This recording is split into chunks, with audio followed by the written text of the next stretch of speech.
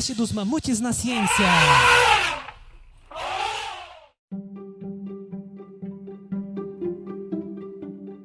Salve, Mamutes! Aqui é a Rebeca e na semana do Dia Internacional das Mulheres e Meninas na Ciência temos uma convidada especial, a pesquisadora Letícia Gomes de Pontes, famosa influencer, divulgadora científica. E aí, Letícia, tudo bom? Tudo jóia, tudo belezinha. Letícia, fala um pouquinho de você, pra gente começar. Fechado. Então, meu nome é Letícia Gomes de Pontes, eu sou bióloga, pesquisadora e cientista. Eu me interesso principalmente por todas as áreas que envolvem análise de proteínas e a sua correlação com doenças tropicais. Os meus estudos, atualmente, eles focam na busca de biomarcadores para que tenhamos diagnósticos mais rápidos e específicos para algumas doenças.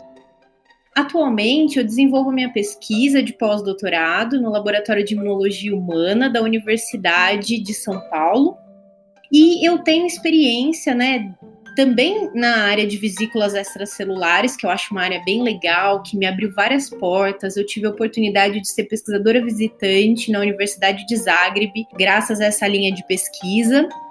E eu realizei o meu mestrado e meu doutorado na Faculdade de Medicina de Botucatu, onde eu descobri aí essa área de doenças tropicais que me trouxe muito interesse. Essa questão de doenças tropicais tá bem em voga agora, né? Vamos dizer assim, né? Por causa, principalmente da Covid, tem bastante pesquisa rolando e tá todo mundo falando sobre isso. Óbvio que Covid também tá eclipsando todas as outras pesquisas e tal. E aí, com toda essa sua carreira bem diversificada, eu queria começar com uma pergunta que a pergunta de R$1 milhão que valem $1. O que te fez te interessar pela ciência e seguir essa carreira? Porque aqui no Brasil, assim, a gente passou pela essa semana, do Dia Internacional das Mulheres e Meninas na Ciência, todo mundo, por que existe esse dia? Mas todo mundo sabe de quão a gente não é incentivado a seguir esse tipo de carreira e dos obstáculos que a gente sofre no meio do caminho, né? Então, não só aqui no Brasil, mas fora também. Então, eu queria saber, esse momento, se existiu esse incentivo para você entrar na carreira acadêmica, como é que foi? Decidir, na verdade, como é que foi decidir? Sim. Na verdade, eu tive incentivo. Eu fiz um colégio muito bom, acredito, no qual eles incentivavam desde a 6ª série a gente a realizar experimentos simples ou observar o comportamento de animais. E isso gerou muita motivação dos professores e eles até montaram um laboratório, um mini laboratório. Nós tínhamos plantas, nós tínhamos camundongos que nós observávamos o comportamento desses animais. Que show! Era uma escola experimental, ela não existe mais, mas eu tive esse privilégio de ter essa oportunidade de ter um laboratório, um mini laboratório dentro da minha escola. Eu tive também essa oportunidade no ensino médio e nós tínhamos, assim, acho que eu me apaixonava pelos meus professores da área de biologia e eu conseguia fazer com que eles dessem cursos pra gente de algumas coisas específicas dentro da área. Então, no ensino médio, eu aprendi a fazer cristalização de resina, Então, aqueles bichinhos que a gente compra em resina, como chaveiro, eu tive a oportunidade de aprender a fazer aquilo no ensino médio. Nossa, que legal! Sim, foi um grande diferencial, assim, dentro da minha vida, que se tornou a minha profissão. Na graduação, quando eu entrei, na faculdade, de fato, eu já entendi a importância dos estudos acadêmicos, porque eu tive a chance de viver isso no ensino médio, na minha formação. Então, eu já quis logo entrar na graduação e ver algum estágio, tá dentro dos laboratórios. Tive a oportunidade de passar por 3 laboratórios diferentes, fazer iniciação científica, que eu achei assim super importante na minha carreira, aprender a escrever um bom projeto, aprender qual é a importância de ter um resultado que pode ser usado na vida real, na comunidade, na sociedade em volta da universidade. Então eu acho que esse envolvimento envolvimento, né, meu, desde os primórdios da minha educação, foi muito bom, me ajudou muito dentro da academia e a entender todas as etapas que a gente faz na academia. Eu acho que a curiosidade que eu tive lá na sexta série, lá no laboratório, no início, de olhar o comportamento de um rato, foi o que me trouxe para a academia e fez eu ficar até hoje, com certeza, já no meu segundo pós-doutorado. Nossa, que show.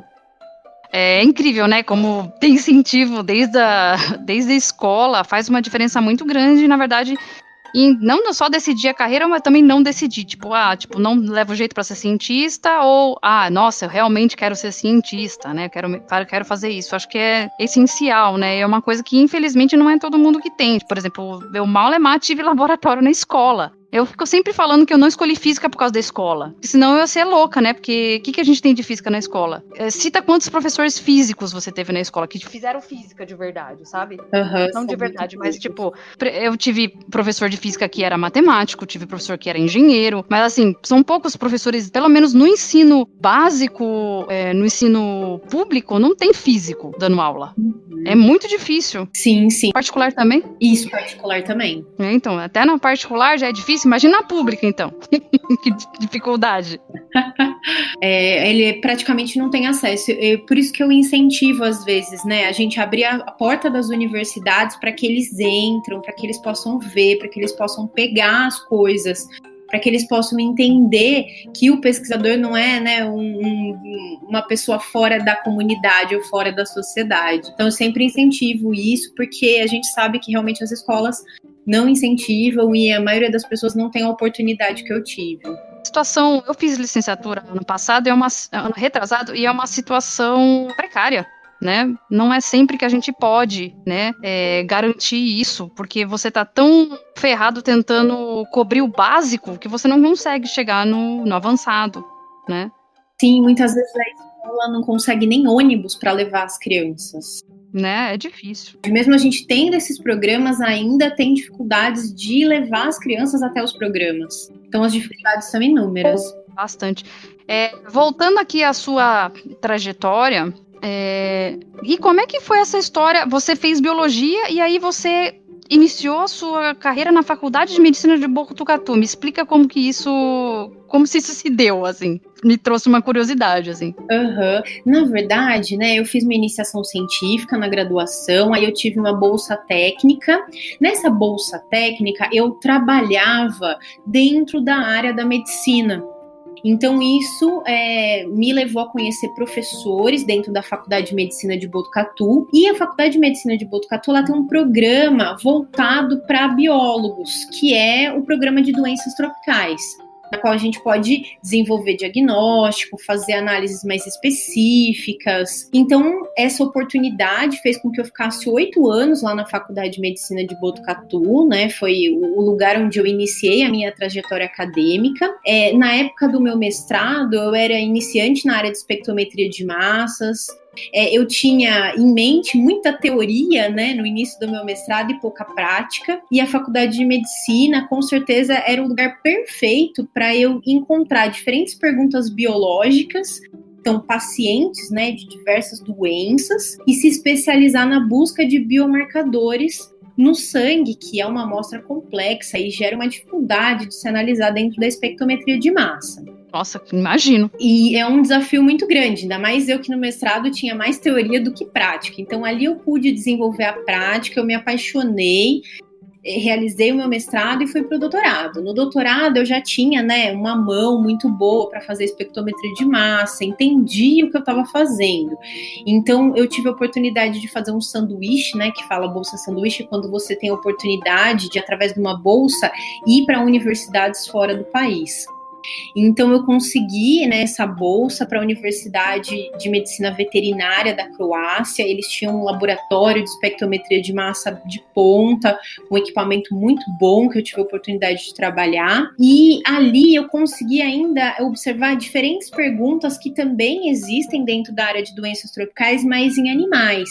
Uma delas foi trabalhar com carrapato estrela, que ele transmite várias doenças, e assim, foi uma oportunidade muito grande. Então, por meio desse mestrado que eu realizei, desse doutorado, né, com toda essa bagagem de outro país e tudo mais, eu consegui, depois, posteriormente, fazer um pós-doutorado no Instituto de Química da USP, né? Então, eu acho que foi uma trajetória dentro das doenças, mas sempre trabalhando com amostras de sangue e entendendo a sua complexidade, né, para se trabalhar com esse tipo de abordagem. Então, no primeiro momento, o pós-doutorado, eu trabalhei junto com uma equipe especializada no desenvolvimento de diagnósticos rápidos para diversas doenças. O meu foco de trabalho foi auxiliar e contribuir em um estudo pioneiro desenvolvido na época junto com a universidade e o Centro Nacional de Pesquisa de Energia de Materiais, que é o CNP em Campinas, para detectar o câncer de mama, que na verdade a gente utilizava ratos, né, que tinham o câncer de mama de um tipo específico, né, que mimetizava o humano. Mas isso foi gerando cada vez mais curiosidade e eu não consegui parar por aí.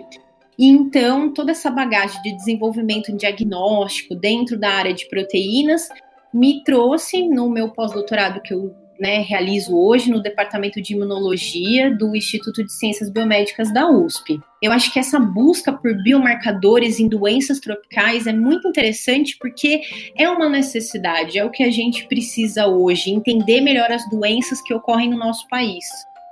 E isso me trouxe para o meu projeto atual, no qual eu trabalho num projeto multidisciplinar, ele é muito grande, tem muitos pesquisadores envolvidos, excelentes pesquisadores, e nós trabalhamos com crianças acometidas pelo vírus Zika na gestação. Você foi fazer doutorado sanduíche fora do eixo, né? Sei lá, você foi para a Croácia, né? Um país diferente. Eu também fui fazer sanduíche fora do eixo também. Mas muito legal. E você vê que legal. Você é bióloga, trabalha com doenças e você foi pro CNPEM. Né? Para vocês que estão ouvindo, o CNPEM é onde tem o nosso acelerador síncrotron, o novo Sirius. E para vocês terem uma ideia, eu não usei o Sirius, mas eu usei a máquina anterior. Eu, que sou física, trabalhei com caracterização de materiais para uma área que não tem nada a ver, e eu e a Letícia trabalhamos, né, não no mesmo momento, mas trabalhamos nesse laboratório, para vocês terem uma noção de quão interdisciplinar é o CNPEM. Isso é muito legal. É coração de mãe, né? O CNPEM agrega Nossa. todas as disciplinas, todas as perguntas biológicas. É uma grande vitória da ciência brasileira, o Sirius.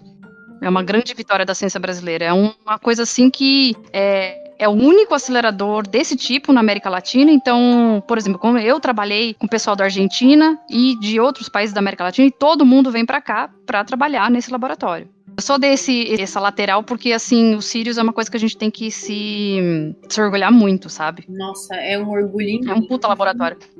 Muitas pessoas perguntam para mim, mas você foi lá trabalhar, né, fazer parte do seu projeto no CNPEM e você pagou quanto? E a gente tem o orgulho de falar que a gente não pagou nada, né, porque é uma plataforma totalmente de graça, é só você agendar, todas as pessoas ali são extremamente abertas a lhe ajudar e lhe auxiliar, né, é muito, muito bacana, é um orgulho muito grande, realmente. Você tem que escrever um bom projeto, mas até aí, se o seu projeto precisa do síncrotron, né, você consegue escrever aí. Bom, voltamos rapidinho para essa questão do Zika. Eu sei que 2020 pareceu que teve 10 anos de duração, mas para quem não lembra, em 2015 a gente teve um surto, né, de vírus da Zika, que é transmitido pelo mesmo mosquito da dengue, o Aedes aegypti.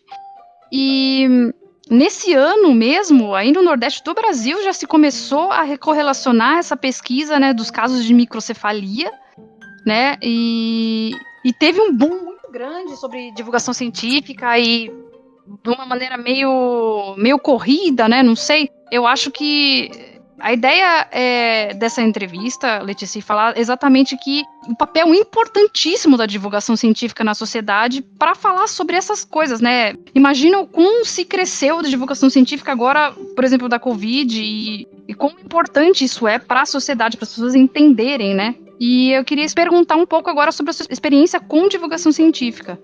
Realmente eu acredito que a divulgação científica tem um papel importante, né, para que a população adquira conhecimento sobre a ciência, conhecimento do que está sendo feito na universidade, a entender que esse conhecimento da universidade tem um retorno direto para a sociedade, né? Então ela é extremamente importante, é uma das maneiras de ampliar esse conhecimento e realizar atividades, né, de divulgação que tragam a sociedade perto da universidade. A minha primeira experiência com divulgação científica foi quando eu recebi o convite para realizar webinários online para a rede de pesquisadores. A rede de pesquisadores, ela foi fundada por uma pesquisadora da UFRJ.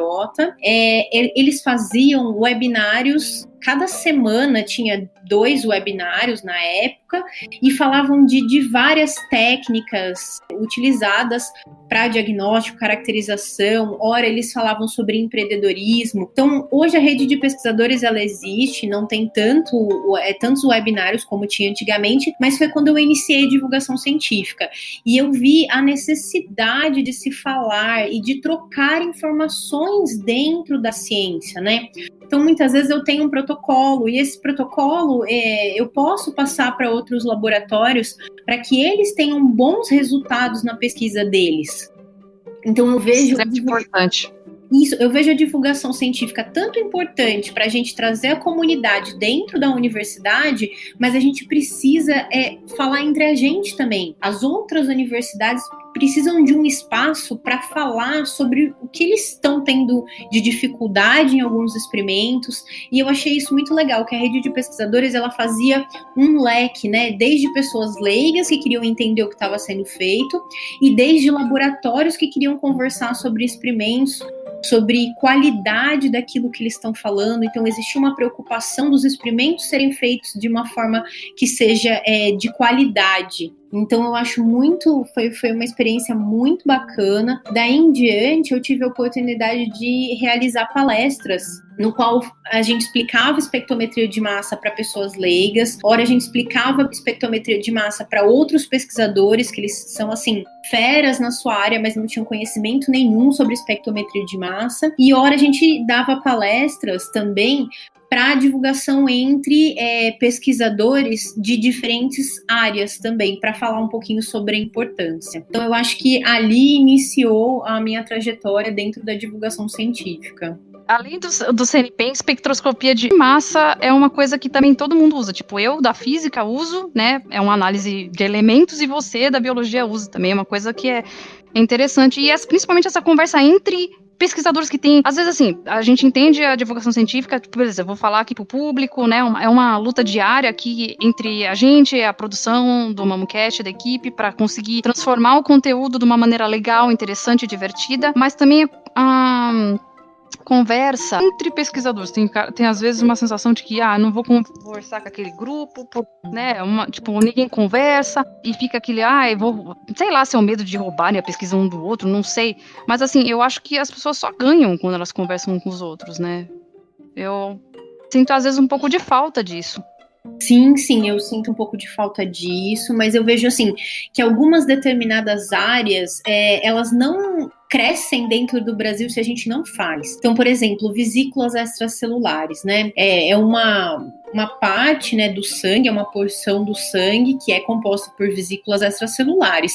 E esses projetos, eles estão iniciando muito devagar no Brasil. Então, se a gente não conversar entre a gente, ninguém consegue evoluir, e isso traz prejuízos muito grandes. Então, existem, assim, grupos, né, vejo, né, que a maioria são de jovens pesquisadores, mas que eles já têm essa ideia de que se eu não apontar as minhas dificuldades, e se eu não perguntar, ou se eu não dividir aquilo que deu certo, essa área não vai para frente no Brasil. Complicado. A divulgação científica ainda, eu vejo que tem também, às vezes, pessoal que também não está interessado, né? Mas, enfim, eu acho que todo mundo ganha conversando para a população e entre a gente, né? Com certeza. Não tem como ter perda, né? Uma vez teve um professor que ele falou uma frase que eu achei assim, muito importante, né? Ele falou assim, como que alguém vai roubar a sua pesquisa se você estudou há anos sobre aquele tema, se você já está numa etapa muito mais para frente que ele? Ele vai ter que escrever o projeto, vai ter que ler sobre isso, e nunca ele vai chegar no patamar que a sua pesquisa chegou.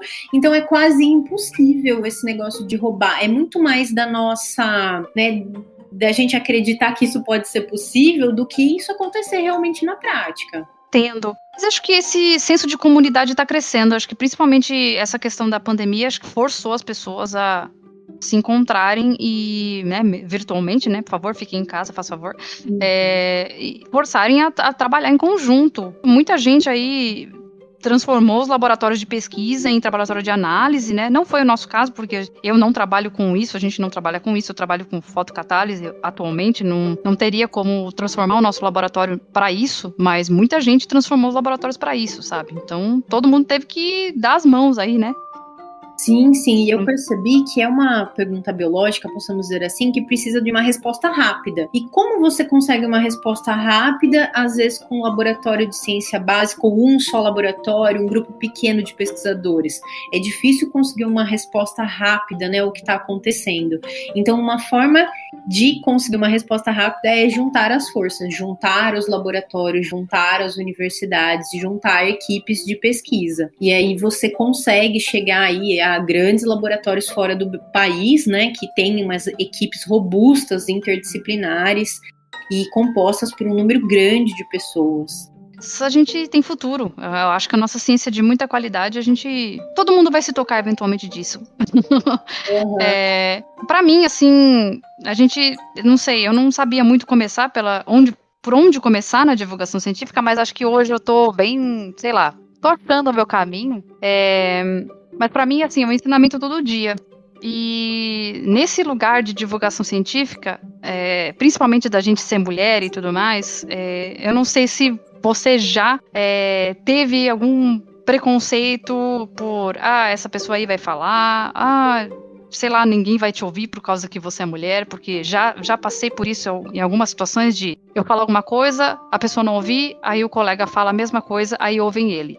Isso já aconteceu inúmeras vezes na minha carreira, e eu queria saber se você também já teve esse mal, já passou por isso.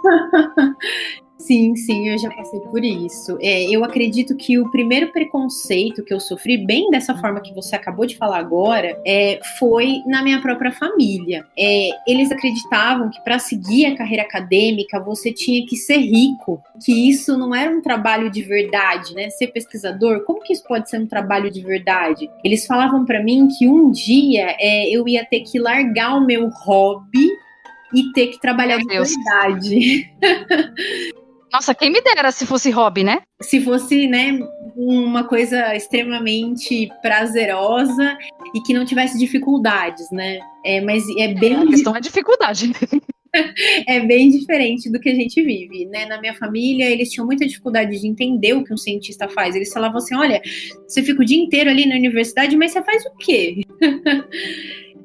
Eu sempre ouvia, né, esse questionamento aí eu explicava que eu fazia experimentos e que um dia isso poderia virar um medicamento que eles iriam comprar na farmácia, como eles compram os medicamentos hoje. Mas eu sempre tive dificuldade, eles sempre tiveram, assim, dificuldade de entender o que um pesquisador realmente faz.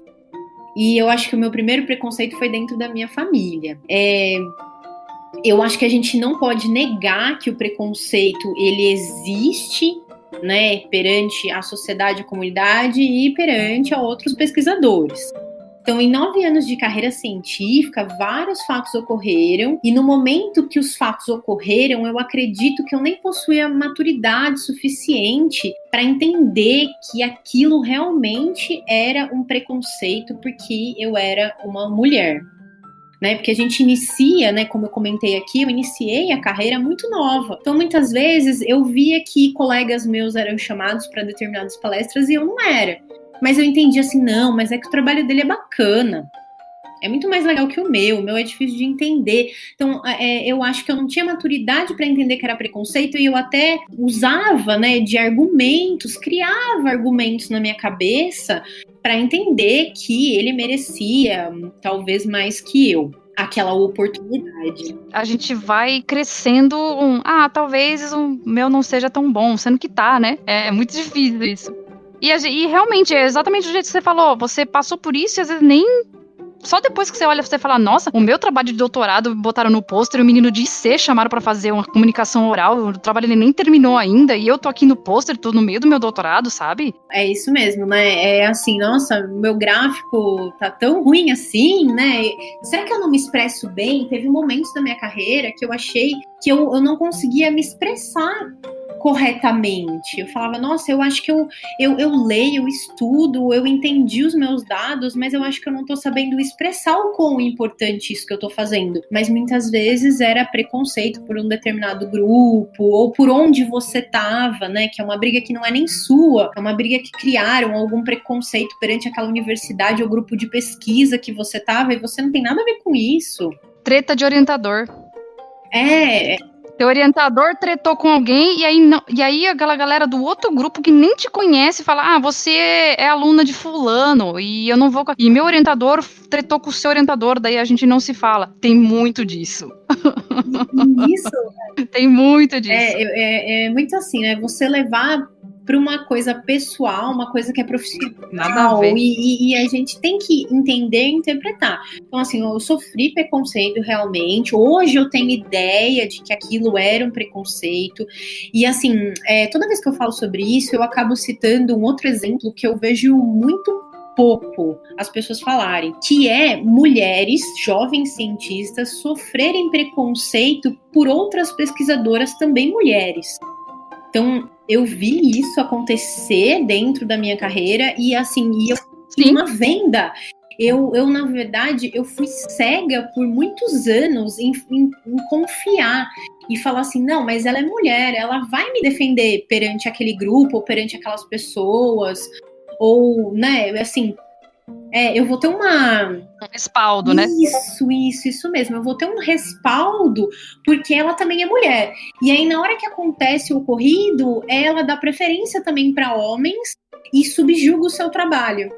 Tava lendo exatamente sobre isso. Eu tô preparando um conteúdo e aí eu queria outras cientistas. Quero falar de outras mulheres cientistas aí. Vou procurar outras cientistas. Aí eu achei uma cientista indiana que ela foi para os Estados Unidos fazer doutorado, não gostou da pressão lá, que a pressão dela foi muito ruim, ela, sofreu um machismo, um preconceito, uma xenofobia muito forte, mas, enfim, se formou lá, e falou assim, me formei aqui nessa universidade boa, vou voltar para a Índia. Voltou para a Índia, e ela chegou lá na Índia, as mulheres têm uma boa representatividade na Índia, na ciência, ela não se sentiu, nossa, sou a única mulher aqui, diferentemente lá nos Estados Unidos, só que ela se lidou exatamente com essa realidade, que nos Estados Unidos tinham poucas mulheres, mas elas se uniam. E aí ela chegou aqui, ela voltou pro país dela, voltou pra Índia, chegou lá e sentiu que as mulheres, elas estavam numa posição de privilégio, sei lá, trabalhando com um pesquisador, e ao invés delas se unirem, elas preferem ficar do lado do pesquisador. Daí ela não vai falar nada, se acontece alguma coisa com ela, com a outra colega mulher, ninguém vai falar nada porque ela não quer se comprometer com o pesquisador. Então isso é uma coisa muito comum aqui no Brasil. Eu passei por isso de professoras, né, mulheres não fazerem nada, mas infelizmente elas estão tão dentro desse sistema que elas acham que elas também não podem fazer nada. Tem uma sensação que eu acho que às vezes também é isso, não vou comprometer, mas também se eu fizer alguma coisa não vai acontecer nada porque eu sou mulher também, e acaba não ter ninguém tendo compromisso, sabe? Então... é uma impotência, né? O aluno se sente impotente, a pesquisadora se sente impotente perante ao sistema. Realmente, eu lembro de algumas reclamações que eu ouvia de alguns alunos e eles falavam assim, eram reclamações assim importantes, eram pontos de vista importantes e era visto pela universidade para as pessoas como, isso aí é mimimi, isso aí é conversinha de corredor. E eu ouvi mulheres tendo provas concretas, né, de alguns abusos, né, dentro da universidade, e mesmo elas seguindo com reclamações para frente, isso era escondido, né, era camuflado. Todo mundo tem história assim, todo mundo tem história. É o bom e velho patriarcado fazendo a gente lutar entre a gente, e todo mundo cruza os braços, né? Mesmo com prova, ninguém faz nada. Eu nem vou falar mais desse assunto, porque a gente... Nossa senhora, eu vou ficar pistolona agora. vamos voltar aqui para coisas legais, que são as coisas que os nossos seguidores perguntaram sobre doenças tropicais. Você defendeu o seu mestrado e doutorado em doenças tropicais e eu queria saber, eu e os nossos seguidores, que a gente fez uma pesquisinha no nosso Instagram, o que atraiu você para essa área? O que me atraiu para a área de doenças tropicais foi a possibilidade de resolver problemas reais e concretos vividos no nosso país. Eu achava isso extremamente importante, não sei, acho que desde a minha graduação eu tive vários professores que eles falaram, olha, todo tipo de pesquisa é importante, mas a pesquisa aplicada na realidade do seu próprio país, ela tem um mérito diferente, ela deve ser considerada mais importante, você resolver problemas reais do seu país. Eu acho que foi isso que acabou me levando para a área de doenças tropicais.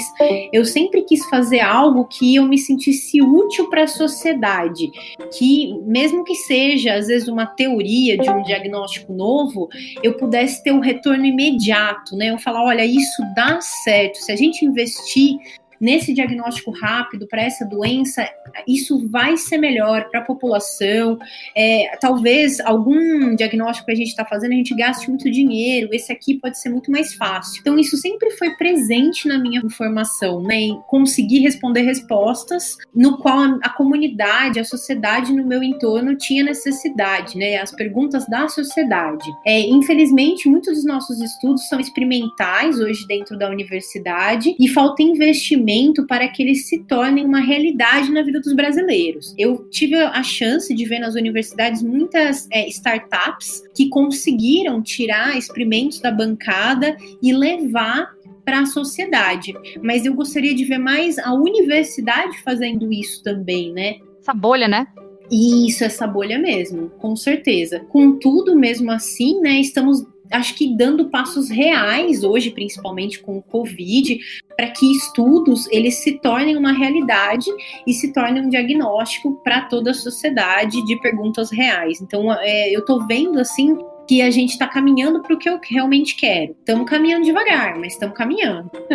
Aqui com a questão do Covid, os insumos acabaram sendo jogados para resolver esse problema de agora, né? Então é difícil. Que assim, eu tava lendo sobre o seu trabalho e lendo sobre doenças tropicais, eu fico muito doida da minha vida que existe uma categoria de doenças negligenciadas e elas são exatamente essas doenças epidêmicas da América Latina, de países africanos, tipo, não estamos no eixo Europa, Estados Unidos, então é negligenciado, tipo, é muito absurdo isso, como se a ciência que a gente desenvolvesse aqui não fosse importante, sabe?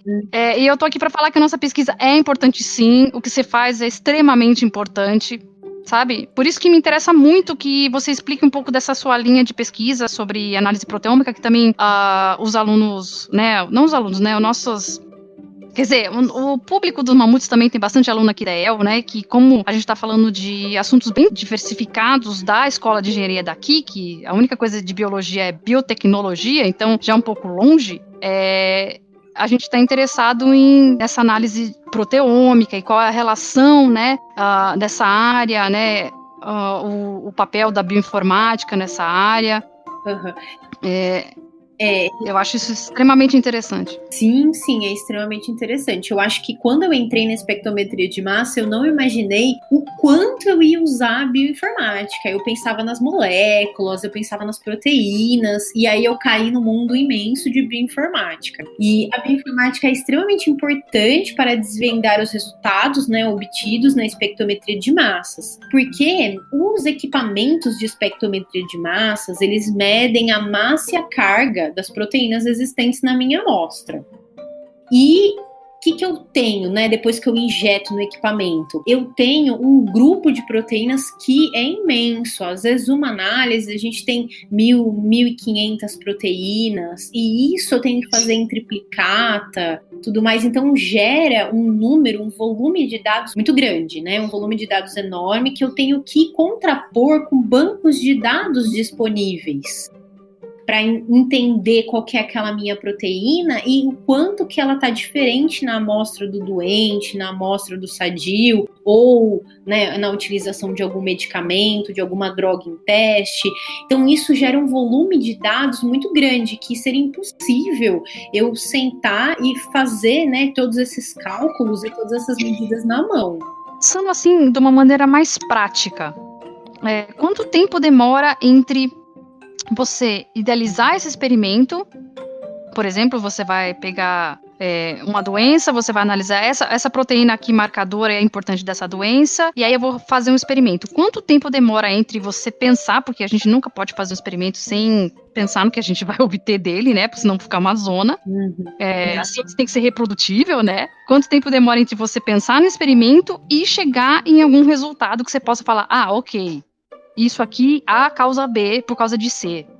Nossa, essa pergunta é muito importante e é muito interessante. Temos que falar sobre isso, né? A análise de massas, ela não leva muito tempo. Você ir lá e injetar no equipamento e obter, né, essa carga, massa. Isso é rápido. Cada corrida demora em torno de 120 minutos.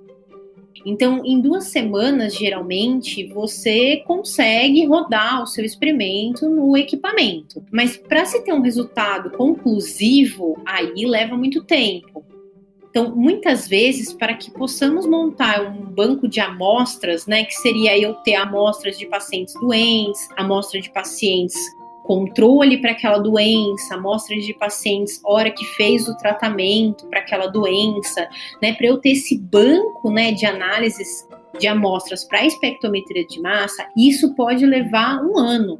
Então, a análise de dados, né, de tudo isso, ela também não é nada fácil, porque muitas vezes nós temos 90 gigas de dados para analisar e correlacionar com os bancos de dados. Depois você faz tudo isso, né, gera proteínas que foram maiores, né, que vão lhe apontar vias e tudo mais.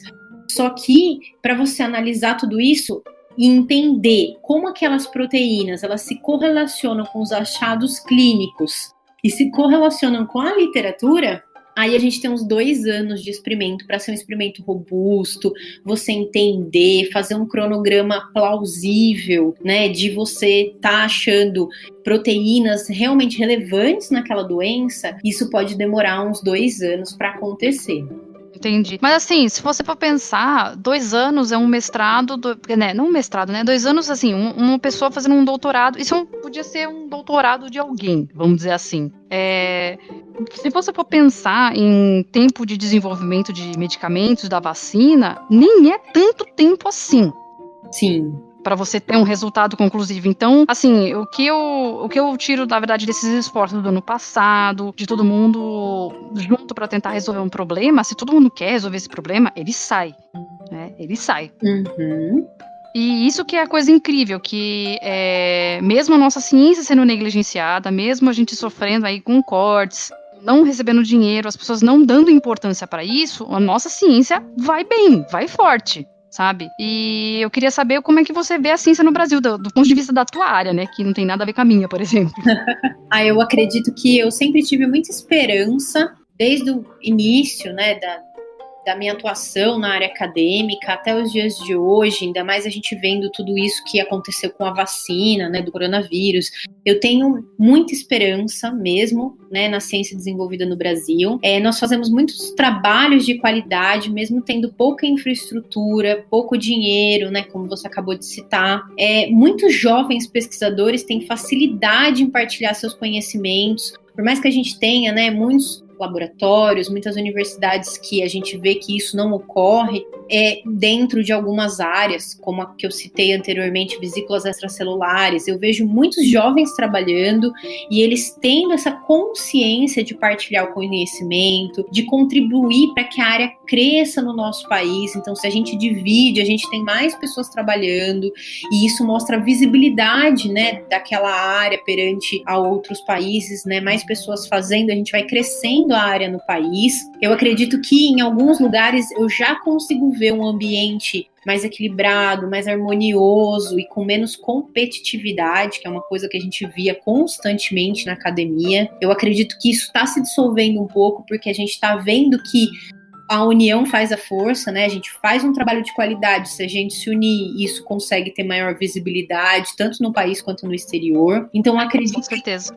isso é muito importante. Eu acredito que quanto mais pessoas se interessam pela minha área de trabalho, eu fico muito mais feliz.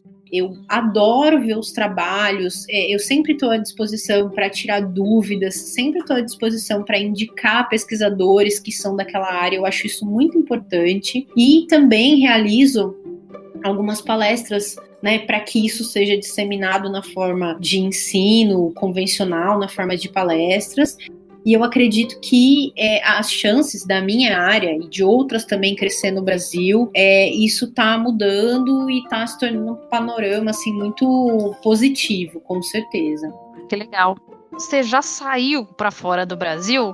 Qual que você acha que são as diferenças entre como a gente faz pesquisa aqui e como a gente faz fora do país? Tem muita diferença, você acha? Porque assim, eu também não fui muito longe, eu fui para aqui, fiquei aqui na América Latina, então não é muito diferente. Lá também, na Argentina, eles também sofrem também com o governo, que também não libera muito, então os perrengues são parecidos.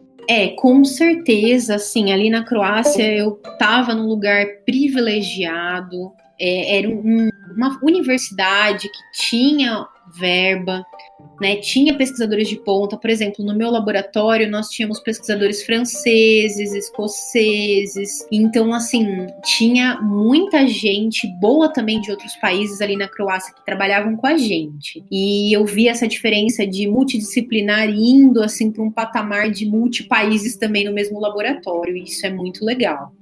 Mas a principal diferença que eu observei e que me incomodou por ser tão discrepante do Brasil foi que no país que eu tive a oportunidade de ir, né, que foi a Croácia, tanto faz se você tem mestrado, doutorado, pós-doutorado ou mais de um pós-doutorado, em um projeto de pesquisa você ganha o mesmo salário independente dos títulos que você tem.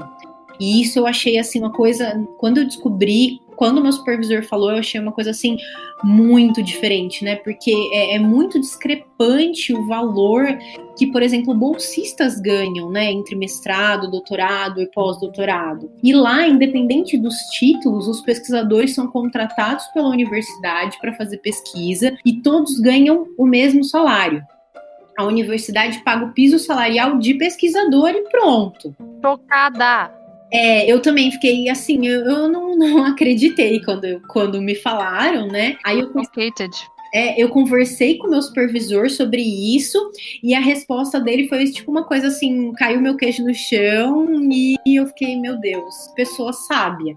Ele respondeu assim para mim quando eu, né, perguntei para ele por que todo mundo ganhava o mesmo piso salarial como pesquisador. Ele me respondeu o seguinte para mim, ele falou que todos nós, né, dentro ali da universidade, temos as mesmas funções e trabalhamos a mesma quantidade de horas para que o nosso projeto seja um sucesso. Então, não faz sentido receber salários com valores diferentes. Aí, no caso, ele, né, apontou para ele e meio que disse assim, ó, eu recebo o mesmo salário que os outros pesquisadores nesse projeto, mesmo sendo chefe da pesquisa. As especializações que cada um faz, desde curso, doutorado, pós-doutorado, eu entendo que são como se fossem opções pessoais daquela pessoa, ou perante a oportunidades que elas tiveram e que talvez outros não tiveram em sua trajetória. Então, são escolhas pessoais. As escolhas pessoais, claro que elas fazem parte na hora de eu selecionar o aluno, na hora da seleção. Mas na hora que ele foi selecionado e ele entra para o grupo, as especializações dele têm que ser doadas para o grupo de bom grado e não como, né, receber algo em troca por aquilo. Eu gosto que todos trabalhem, né, o supervisor comentou isso, que ele gosta que todos trabalhem motivados. E se todos ganham o mesmo salário, evita disputas internas sobre o poder. E ele se sentiu assim muito feliz em dizer que ele queria que todos entendessem que ali todos são iguais e não existe ninguém melhor que ninguém, que todas as opiniões poderiam ser ouvidas e que todos teriam a mesma oportunidade. Então ele acreditava que essa igualdade salarial, ela conseguia passar essa informação para as pessoas, que todos ali são iguais, que não existe um melhor que o outro e que todos terão a mesma oportunidade. realmente eu fiquei assim impressionada e chocada com a simplicidade e a verdade nas palavras do meu supervisor. Se a profissão de pesquisador, né, fosse regulamentada em todas as universidades, né, que a gente já fosse contratado ao fazer um mestrado ou um doutorado, com certeza iria evitar inúmeros problemas que temos hoje, né, de disputa, de briga por vaga, de carga horária. Muitas vezes a gente faz cargas horárias exaustivas, né, e não somos recompensados por isso em nenhum momento. Isso já faz parte da nossa ciência. Então eu acredito que muitos problemas na academia hoje seriam evitados se o pesquisador, né, fosse um emprego como todos os outros, né? Eu acho que a minha família, que sempre teve preconceito, iria adorar se isso fosse dessa forma. Iria ser, assim, uma coisa muito inovadora, porque realmente o pesquisador no Brasil, ele vive de bolsa até uma certa idade, né, que isso vai se estendendo cada vez mais. Então eu acredito que hoje em dia ser pesquisador no Brasil é muita paixão, é muito desprendimento de você se doa realmente. É isso que eu vi no decorrer do meu trabalho e sempre achei essa diferença entre o Brasil e a Croácia a mais marcante que eu vi em toda essa minha carreira acadêmica.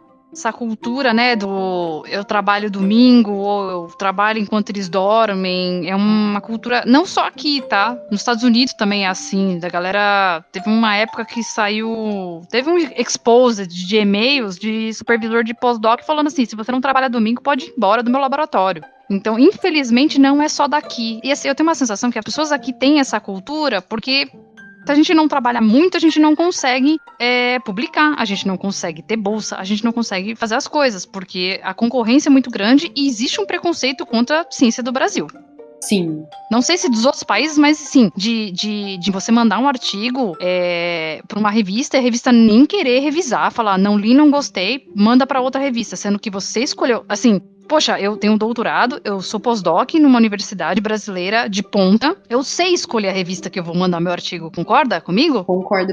Eu sei que revista que eu vou mandar, eu mando o cara falar, não é do escopo da revista. E aí eu tenho que citar outros 5 artigos para eles, falando assim, olha, esses outros artigos aqui é o mesmo escopo. E a pessoa fala, não me interessa, pode mandar para outra revista. E aí eu, como revisora da mesma revista, recebo uns artigos que não dá nem para ler, de países aqui que eu não vou citar, tá bom? Uhum.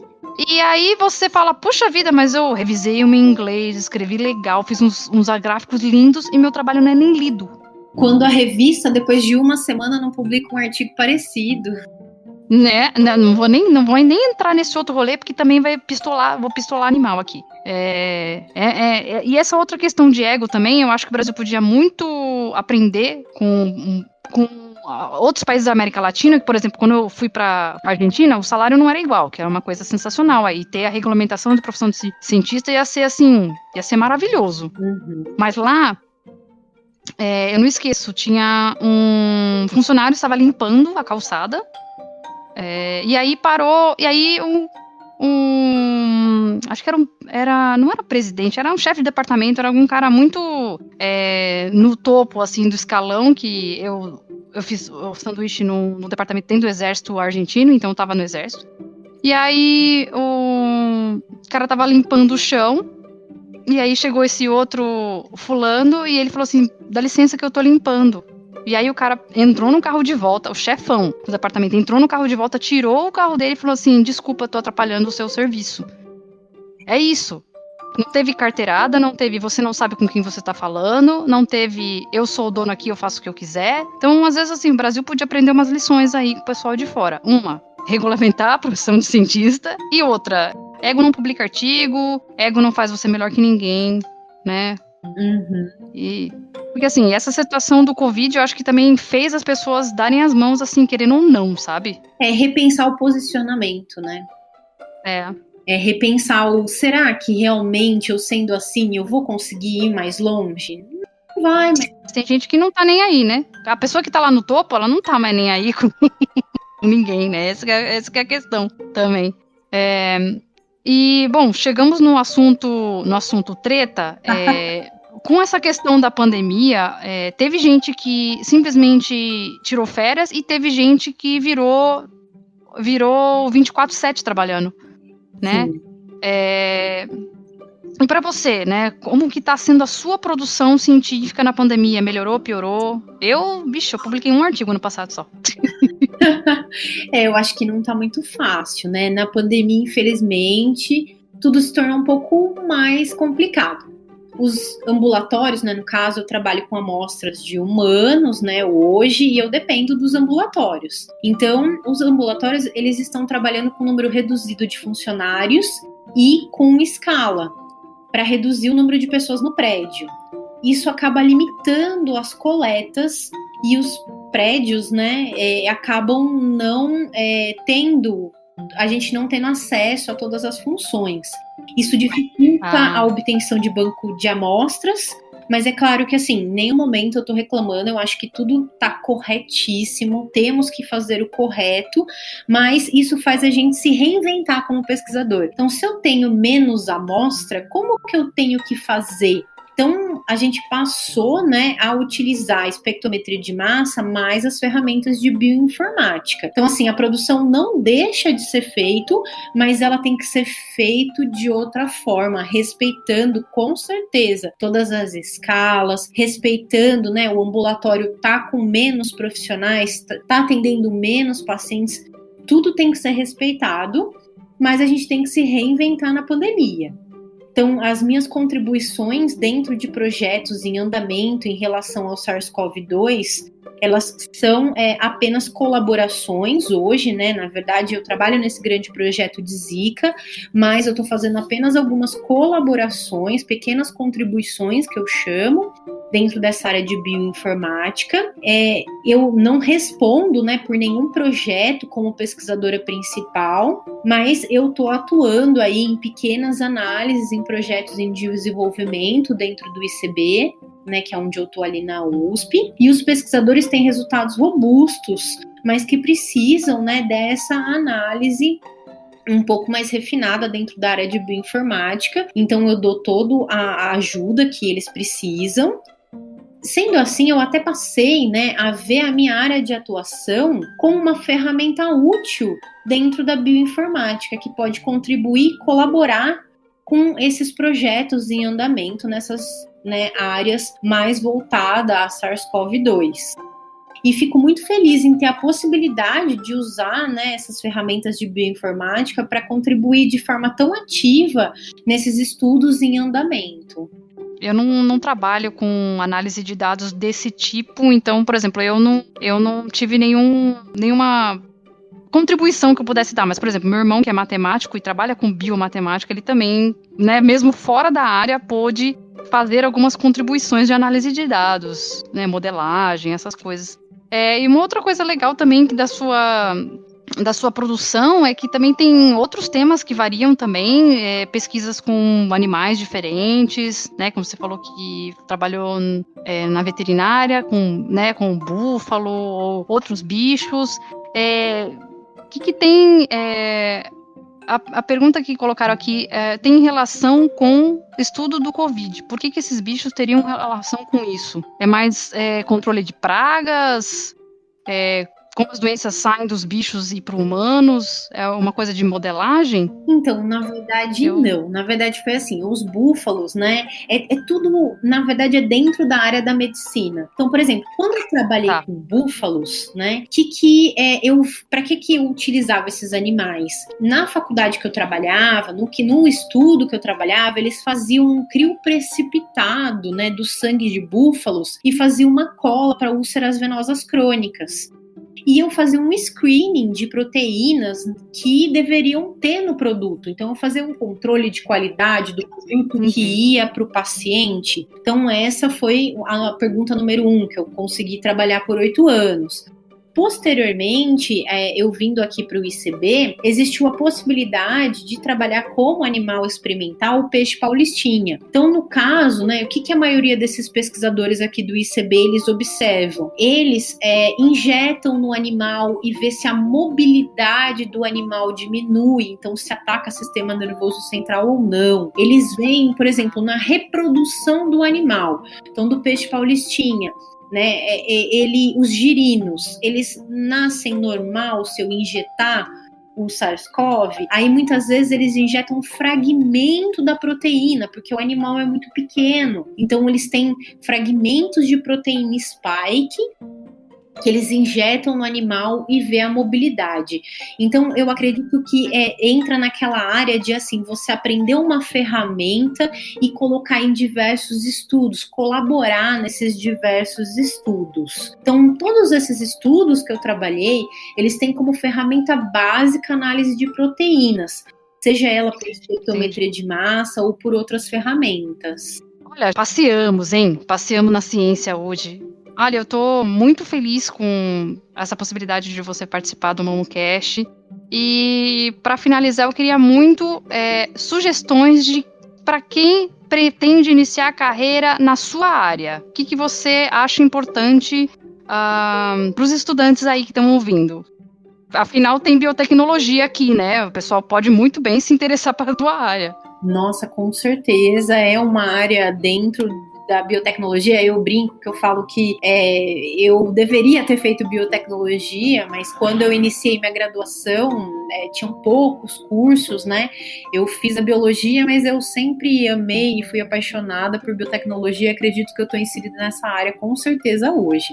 A sugestão que eu dou é anote tudo que você achar importante. Eu lembro, e até hoje eu sou assim, eu vivo com inúmeros cadernos à minha volta, e eu vou anotando, eu falo, nossa, aquele pesquisador falou sobre aquele site. Ah, como é que foi a palavra que ela falou mesmo para eu estudar? Eu vou estudar essa palavra. E eu anoto tudo que eu acho importante e começo a colocar aquilo como forma de estudo, para linkar tudo aquilo que eu tô aprendendo, né? Então eu acabo tendo essa mania de anotar. Eu acabo fazendo uma organização de uma rotina de estudos. Então, um dia eu acho importante eu estudar como que a doença, ela ataca, né, o hospedeiro. O outro dia, por exemplo, de segunda eu estudo a doença, de terça eu estudo algum programa novo de bioinformática. Então, é você, dentro do período que você tem para estudar, você tentar se organizar, né, para estudar sobre aquele tema realmente, para ter aquele conhecimento, ter uma bagagem teórica sobre aquilo que você tem interesse. Então, acho que organizar uma rotina de estudo, você investir em network. Então, por exemplo, eu tô rodando aqui meu Instagram e eu vi uma pessoa que trabalha com isso, eu tô super interessado, então eu vou seguir aquela pessoa, eu vou mandar perguntas para aquela pessoa. Já vieram muitas pessoas para mim, perguntaram, por exemplo, eu sou da engenharia, que parte da espectrometria de massa eu poderia me inserir? Então, assim, ter curiosidade, ir atrás, seguir, procurar no Facebook, procurar, assim, nas redes que você tem disponível, né? A gente tem pesquisador em diversas redes falando sobre ciência. Então, siga esses pesquisadores, dá uma olhada no trabalho deles, manda pergunta. Não deu certo com esse? Não desiste, tenta um próximo pesquisador. Então, essa rede de network que você vai fazendo perguntas, vai se interessando, isso é muito importante. Eu acho que a gente também não pode só ficar procurando aulas no YouTube, né? Vale a pena, às vezes, investir num curso, fazer um curso, ir para um congresso. Então, assim, muitas vezes eu vou para congressos de bioinformática, não é a minha super área, mas eu vou para entender, ver programas novos. Então, vale a pena observar o que está sendo feito na área, sempre estar buscando novidades. E eu acho que é ter aquela ideia de pé no chão e apostar no seu futuro. Falar assim, olha, eu busquei, eu estudei, eu investi e é isso que eu quero. Então, pé no chão e investir no seu futuro, porque vai ser certo que vai dar certo. Maravilha! Eu amei aqui as suas sugestões. Eu gosto de todas, principalmente caderno. Hoje as pessoas querem fazer tudo no celular e não tem mais caderno. Gente, anotem tudo no caderno. Celular você perde, quebra, estraga, perde o aplicativo. Caderno você vai ter lá para sempre, né? Eu tenho todos os meus cadernos desde a minha IC. Nossa, eu tenho agenda física, eu gosto de agenda de papel, eu marco meu compromisso no papel, eu escrevo, eu tenho assim um caderno que eu coloco de lado, que eu escrevo o que eu vou fazer hoje. Então, tipo, eu vou ler isso, eu vou escrever. É muito importante. Ajuda a cristalizar as metas, ajuda a ter o objetivo que você falou que é tão importante. Nossa, é importante demais. Não perder o foco. Uhum, exatamente.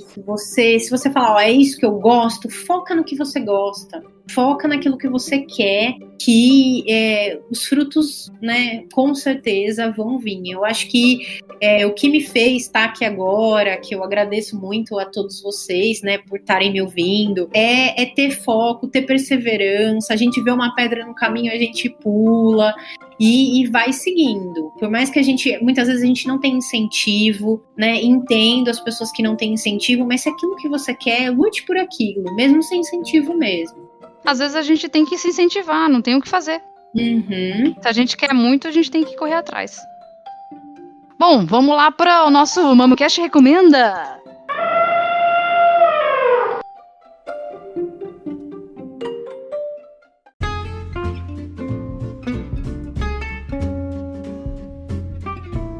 A gente dá 2 recomendações aqui, para aprender e para descontrair. Para aprender, gente, as redes sociais hoje são uma ferramenta muito, muito grande na divulgação científica. Não é à toa que eu conheci a Letícia por lá.